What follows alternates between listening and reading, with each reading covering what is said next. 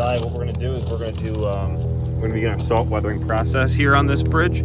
So I've got Rustolium camouflage brown, and then I've got like a flat green. Flat green is gonna be the color that the bridge would have been painted. The brown is gonna be the rust underneath. So we're gonna put a coat or two of the brown on first. We'll let that dry, then we're gonna add some salt to it, and then we'll do the green and get that salt weathered effect. So let's do some painting.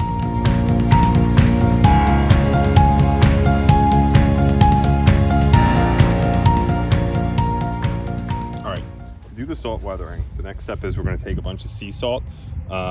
Like the bigger, I don't have the really thick sea salt, which I wish I had, but this will do. What we're gonna do, we're gonna spray this with water, and then we're gonna apply the sea salt in certain spots where you might see some rust, and then let it kind of dry a little bit, and then we'll hit it with the green spray paint, let that dry, and then we'll knock the sea salt off, and you're gonna get little tiny spots or larger hunks of spots where that brown's gonna show through, and that's gonna make it look like rust.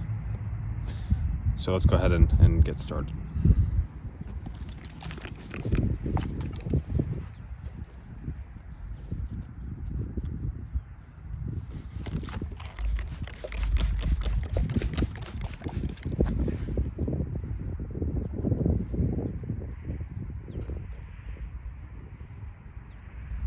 You know, with rust, you know, there's really no right or wrong way to go about this. Try not to overdo it too much, but just get it in certain spots so it's going to look, you know, you want it to look realistic.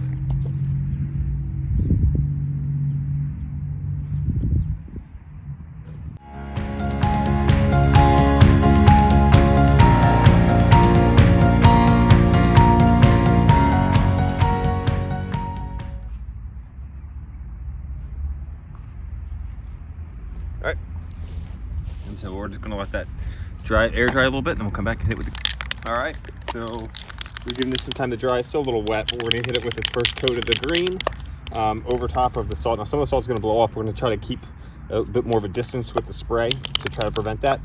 But then we'll let this dry, and we might add a second coat of the green also, and then we'll peel that, kind of flake the salt off.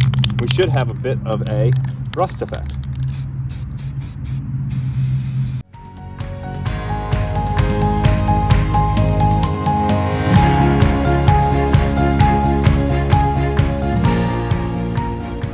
So now we've added a second coat onto here. What we're going to do is go around, and where the salt is, we're just going to knock that off. And by doing that, you're going to see it's still a little wet, but you'll see the brown will start to pop through where the salt stopped that green paint from getting through. And so it creates more of a rust effect. So we'll go ahead and knock all that off, and then look at the final product. All right, so here we are in the garage again. You can see I've kind of peeled off some of that salt, and so what you get is that brown shows through. There's still some salt on here. I've cleaned that up, but you'll see that just some little spots will come through and make it look like rust. So right, that's how I do my. Bridge is dry. Like I said, I didn't use the sea salt that I normally like to use, and because of that, I've got the spray down with some water a couple times, which is fine. Like I said, for this bridge, it's not going to be on a train layout. It's more for a display for local church. So what we can see is, and it might be hard to see on the video, you probably see a lot of green, but you'll see some spots where that brown rust kind of comes through. It didn't pop out quite as much as I would have liked. So what we are going to do today is add a little bit more just by hand. And so I'm going to use some raw umber and some burnt sienna colored paint here. I'm just gonna, these acrylics, and I'm just gonna mix them up and then just lightly apply some of this to different areas just to provide a little bit more of that rust color. So I'm just gonna mix them up in one of these little clear cups that I've mentioned before that I like to use. Grab a dowel rod here, we'll mix this up. And really I'm just looking for a, not just brown, but it has a little bit of a red hue to it. You know, obviously if it's an iron bridge, you're gonna have that rust is going to come through, and you're going to see a little bit of a red in there. So that burnt sienna really kind of lightens that up a little bit. So we'll start with that and see how it turns out. And so what I'm going to do here is I'm just going to take a really fine paintbrush, you know, like this guy here. And what we're looking for is where would we see the rust? You know, obviously along the top. I've got a lot. If I tilt this, you might be able to see it a little bit better. You know, along the top, I've got a lot more of that brown popping through. So we're going to focus more on the sides here and just add some spots here and there where we might see some rust. And so just along the bottom of these welds, and then, you know, just sporadically, you know, you're going to see it's going to kind of be, rust is going to obviously come down with gravity. So if you've watched any of the videos of like the car weathering, it's the same idea.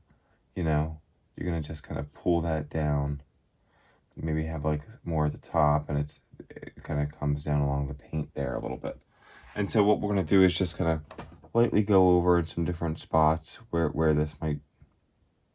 you might see some rust. And it's there's no right or wrong answer to it. I try not to overdo it too much, just a little bit on something this size. So I'm gonna go across, add some of these, and then I'll show you the final spots where I've added some of that rust with the burnt sienna and the raw umber. Now I'm gonna come across with more of a traditional burnt umber, which is just another brown.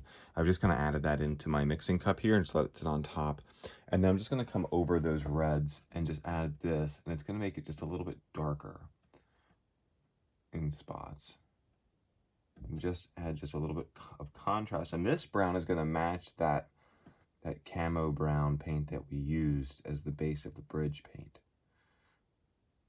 So what we've done is we've added a little bit more of some more depth to the weathering by having multiple colors. You know, we've got our red that we see come through, but we're kind of just taking some of the highlights of that out by adding more of this brown over top, and it just kind of creates more of a layered effect, and I think it looks a little bit more natural. And then, you know, there's spots where we can just add the brown. We don't really need the reddish color if we don't feel like it. So again, no right or wrong. So let me go ahead and I'll continue to do this, and then we'll look at the final product.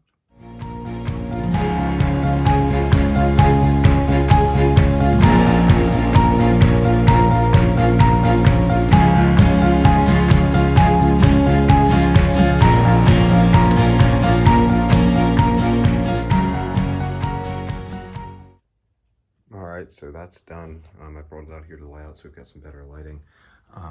So you can see some of the areas here where I've added some more of those paints.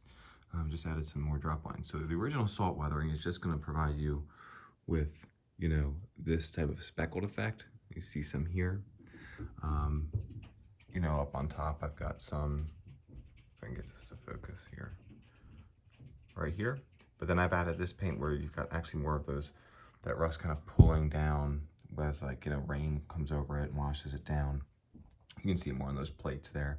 So it just adds a little bit more of an effect to the bridge. Now this bridge I used, obviously if you go back to the video, you'll see the paint color that I used. If we pan over here to the bridge on my layout, it's a little bit more of a lighter green.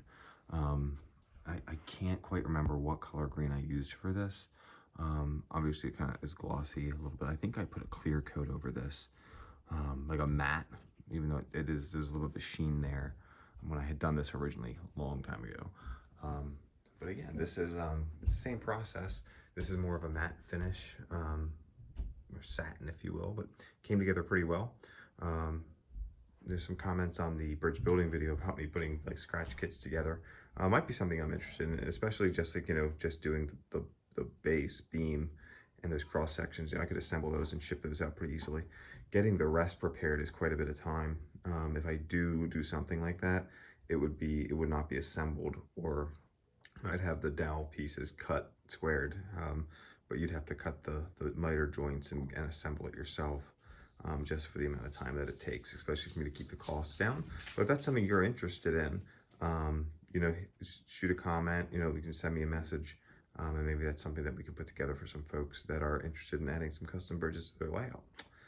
Thanks for watching. If you haven't, hit subscribe, like the channel, like the video. I appreciate you tuning in. Take care.